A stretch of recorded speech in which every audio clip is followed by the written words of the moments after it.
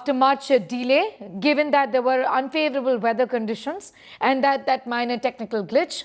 Let's go back to, in fact, ISRO headquarters. Attempt. It's a bouquet of 3 experiments put together, and we have now seen the fragrance and the characteristics of all 3 systems with what we wanted to test through this experiment or this mission. The test vehicle, the crew escape system, the crew module, everything I think we have perfectly demonstrated in the very first attempt, but for the initial hitch, but that's nothing a problem at all. All the systems performed well. I thank you for all the support provided by the entire team of ISRO across all centers of VSSC, LPSC, IPRC, IASU, SDSC, HSFC, etc. Thank you all, sir. It was a penance for us for the last 3-4 years, and then we have reached that D-Day today. And it was a very happy occasion that we could make it on the very first attempt. Thank you. Now, Mr. R. Hutton, he is the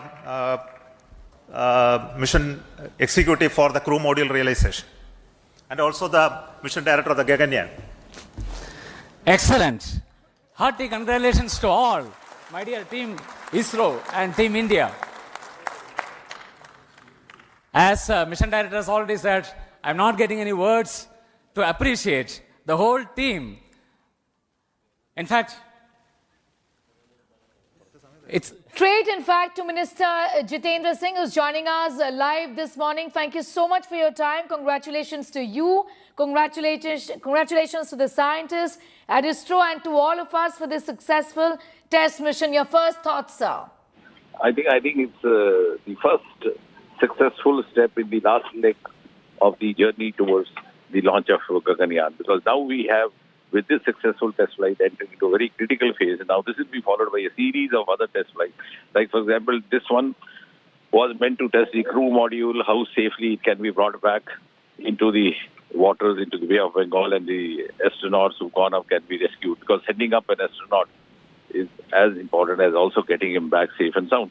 Now, we will have a series of test flights related to different functions and the level of their performance. Finally, then, of course, the bigger test flight, full-fledged rehearsal kind of a thing.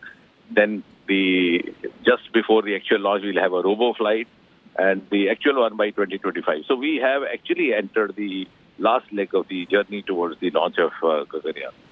So, what were your apprehensions, given that the challenges are going to be just so different and just so many at the end of the day? We will be sending humans to space, sir. Yeah, I think the capability of the Indian space technologies is not only at par with the rest of the world, but it has, in fact, excelled them, having begun our journey far much later compared to the then Soviet Union and USA. We are now in a position to give them lead and offer them cues. Like, for example, Chandrayaan is one of the biggest evidences of that, having landed in the virgin area of South Pole. Mm-hmm. The evidences and the inputs gathered by us are being very eagerly awaited by the other countries to be shared. So is the case with the Gaganyaan, and that too, living up to the spirit of Prime Minister Modi says, Atmanirbhar Bharat. This is going to be totally an indigenous mission from nut bolt up to the astronaut, though we had Rakesh Sharma once going into space, but the mission was Soviet mission. Yes, so this is also a reiteration of the Prime Minister Modi's vision of self-reliance, Atmanirbhar, and also excelling the rest of the world. Well, absolutely, sir. Once again, I want to get a sense from you. How many more test missions should we expect, in the next few weeks and months to come? Yeah, see, technically speaking, today there was TV-D1. Okay. That is called Test Vehicle Development 1. Then we may have a TV-D2. Actually, the follow-up depends on the level of the results obtained from the earlier mission. So one thing leads to the other. So we may have a series of TV-D2, D3, D4 like that. And then finally, when the operators are satisfied enough about the functioning of the various components, like today was the crew module performance being evaluated, then we go in for a full-fledged flight, which would not carry a human being as such, but which would make the same kind of activity, the same kind of itinerary as the actual Gaganyaan. And just before Gaganyaan, maybe 3 months before that, we would have a robo mimicking all the activity and performance. And incidentally, this is going to be a female robo called Vayomitra. Right. So I also want to ask you, what is the timeline that you're looking at essentially for the final Gaganyaan mission, when we actually have humans going to space? And what more details can you tell us about these people who's getting trained for it?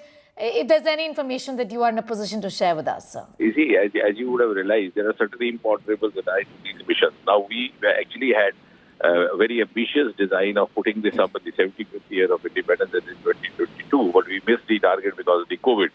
And our astronauts were undergoing training in the Gregory Institute in Moscow when they had to be called back. The lockdown happened. Okay. So now, as I said, one trial decides and determines the timing of the next one. So if we go on as we have and we Right. search for ourselves successfully as we have done today, I think it should be around 2025. Okay, that we actually have a 2025. All right, that's the time that we're looking at. I'm going to thank you, sir. Jitendra Singh, Minister, joining us with his views on that big story that we're tracking. It's time for a quick commercial break Will here. be Back with much more achieved news in during just the a flight minute. regime. 3, 2, 1, 0. TV-D1 का सफलतापूर्ण प्रज्वलन Plus 5 seconds. स्थापन प्रथम प्रमोचन मंच से